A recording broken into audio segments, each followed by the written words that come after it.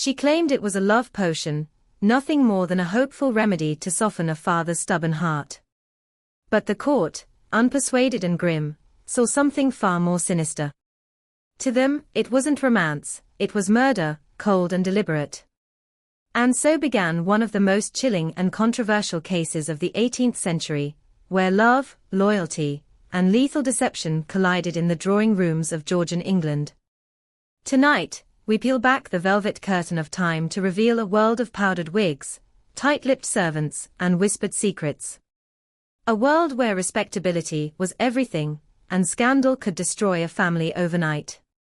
At the heart of this tale is Mary Blandy, a well-bred woman accused of the unthinkable, poisoning her own father in the name of love. Was she a heartless killer in lace and linen? Or a naive daughter caught in the grip of a manipulative suitor, and a society that gave her no room to choose? This is more than just a story of crime, it's a haunting journey through family, power, and the dark corners of the human heart. So, settle in, because the name Mary Blandy is about to echo through history once more. Welcome back to the Crime Keepers, the place where dusty court records and forgotten whispers find new life, and where every scandal has a story worth telling. And tonight we journey back nearly 3 centuries, to the year 1751. Picture it: cobbled streets, chiming church bells, and the gentle hush of the Thames winding its way through the market town of Henley-on-Thames. A place of order, reputation, and respectable families. But beneath its polished surface, a quiet storm was brewing, one that would shatter a household and capture the attention of the entire country. At the center of it all was Mary Blandy. Polite, poised, intelligent. As the only daughter of Francis Blandy, a well-established and prominent lawyer, Mary was considered a prize in the social circles of the day. She had what many women of the era could only dream of: education, refinement, and a father determined to secure her future with the perfect match. But love, as it often does, had other plans. Enter Captain William Henry Cranstoun, a dashing Scottish officer with charm, ambition, and a past cloaked in controversy. From the moment he stepped into Mary's life, their relationship bloomed quickly and recklessly. Her father, skeptical from the beginning, began digging. What he found was damning: Cranstoun was already married. And despite his smooth words and promises of annulment, Mr. Blandy wanted no part of it. But for Mary, it was already too late. She was in love. Desperately. Dangerously. And that love, in a time when disobedience could mean disgrace, would soon spiral into something far more fatal. What followed would stun not just the quiet town of Henley, but all of England. Mary Blandy, the well-brought-up daughter of a respected man, was accused of a crime so heinous, so utterly unthinkable, that even the most seasoned barristers at the Old Bailey recoiled. The charge: poisoning her own father. The method: arsenic, silent, slow, and agonizing. The motive, according to prosecutors, was as old as time: forbidden love. But Mary didn't stand in the dock as a woman with malice in her eyes. Instead, she insisted she had been tricked, manipulated, betrayed. According to her, the mysterious powder she mixed into her father's food and drink was not a poison, but a love potion, sent by Cranstoun to mend a fractured bond and win her father's approval. She claimed she believed it would soften his resolve, not end his life. Was this an innocent act of a devoted daughter, blind with affection, and too trusting of a man she adored? Or was it a clever defense from a cold, calculating killer, who sought to remove the only obstacle in her path? In a world where women had little agency, and even less room to make mistakes, Mary's plea of innocence stirred fierce debate. Some saw a victim of manipulation, of a rigid society, of love gone tragically wrong. Others saw a serpent in silk, hiding behind her femininity and tears. Was Mary Blandy the architect of her father's death, or merely a pawn in a deadly game of deceit, played by someone far more cunning? Like many tales of the Georgian era, Mary Blandy's story began in the glow of polite society. Introductions made over tea. Glances exchanged across drawing rooms. Words carefully chosen, wrapped in decorum. She met Captain William Henry Cranstoun in the most proper of ways, through her father, Francis Blandy. The captain, with his polished manners and soldier's posture, made an impression. He spoke with confidence, carried himself with ease, and quickly charmed Mary. To her, he must have seemed like a hero plucked from the pages of a romantic novel. But Captain Cranstoun was not quite what he appeared. Beneath the crisp uniform and courteous smiles lay a web of secrets. Chief among them, a wife. Yes, a legal, living wife tucked away in Scotland, whom he had married years before.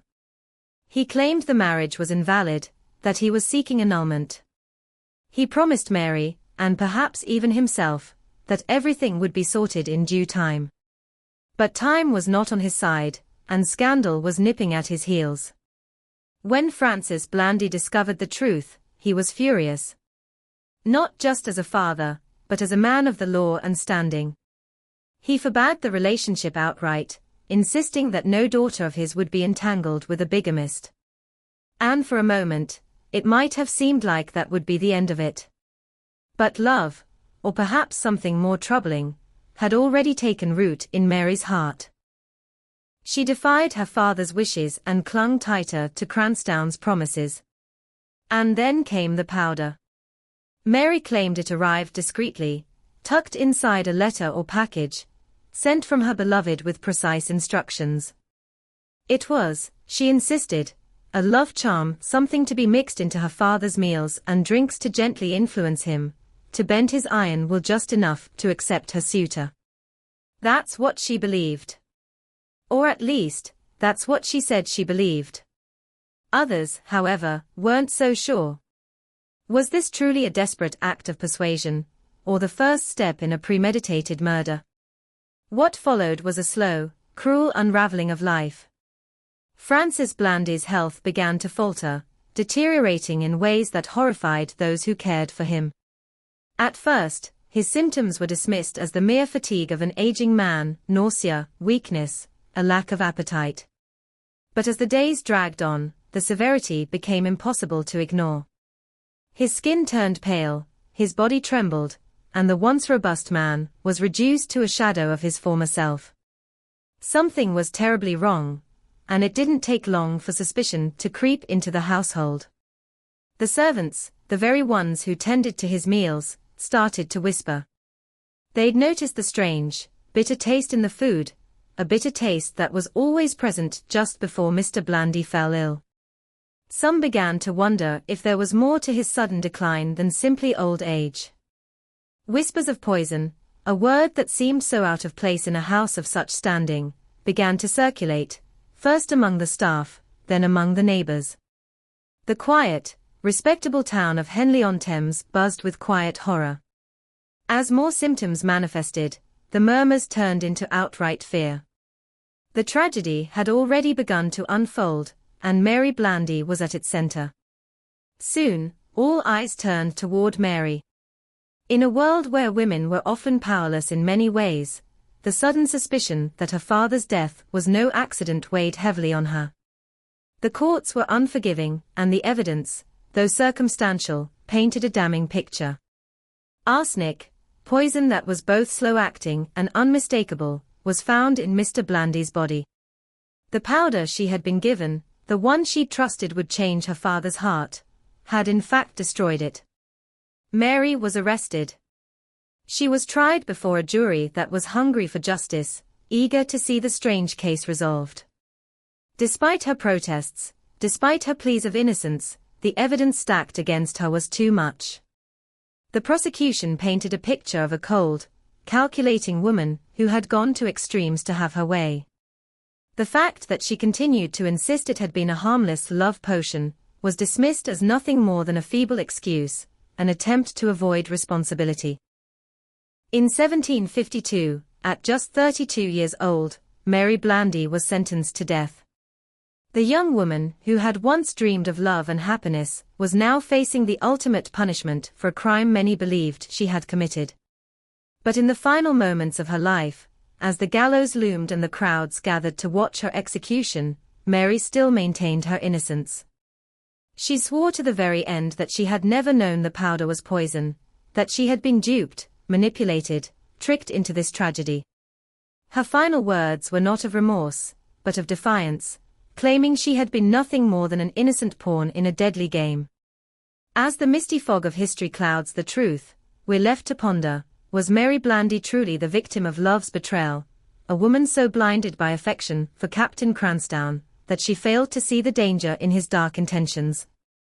Or was she, as the court seemed to believe, a cold-blooded killer, willing to sacrifice her father on the altar of her own desires, willing to end a life for the sake of her fiancé? It's a question that has haunted scholars and armchair detectives for centuries. The true story of Mary Blandy remains wrapped in the shadows of speculation and doubt. Was justice served in her case? Or did the legal system of the 18th century condemn her without fully understanding the complexities of her motives? Was she the victim of a time that did not allow women to make their own choices? Or was she simply a woman willing to go to any lengths to fulfill her romantic dreams? Now, we turn the question over to you. What do you think? Was Mary an innocent woman blinded by love? Or a calculating criminal who took matters into her own hands? Tell us your thoughts in the comments below. We love hearing your theories. And if you're captivated by stories of crimes lost to history, crimes that time has forgotten or left behind, then don't forget to give this video a thumbs up. Make sure you subscribe, too, because there are many more dark, unsolved mysteries waiting to be uncovered. Thanks for watching, and we'll see you in the next one. The story of Mary Blandy is more than just a chilling crime story wrapped in a tragic love affair. It's a reflection of an era, a window into a time when women were often at the mercy of men and society's unforgiving gaze. It's about the limitations placed on women like Mary, who, despite being well-educated and respected, found herself caught in a web of deceit, desperation, and a love so consuming that it led to a terrible mistake. It's also a tale about persuasion, how easily someone can be manipulated when blinded by affection, when their dreams of happiness collide with the cold reality of their circumstances. Mary's belief that she was helping, that she was doing something for love, is a powerful testament to how easily one can be deceived, especially when the heart and mind are at odds. But beyond the poison, the courtroom drama, and the tragic end, this case reminds us of the broader, deeper questions. The questions that linger in the shadows of every historical mystery. How far would you go to follow your heart? How much would you sacrifice for love? And perhaps most importantly, what if the truth is far more complicated than simple guilt or innocence? Mary Blandy's story is not just a crime, it's a puzzle, a question that lingers long after the evidence has been presented. And it leaves us with an uncomfortable thought. Could she have been the victim of a world that did not understand her? Or was she simply a product of her time, unable to escape the shackles of her own decisions? Thank you for joining us on this journey through one of history's most haunting cases. We've only scratched the surface, but the deeper we go, the more the past has to say. Don't forget to subscribe, hit that bell icon, so you never miss another true crime mystery, and share this video with your fellow history detectives. Let's keep uncovering the stories that time has hidden. Until next time, keep asking questions. Because as we all know, history always has a secret waiting to be revealed.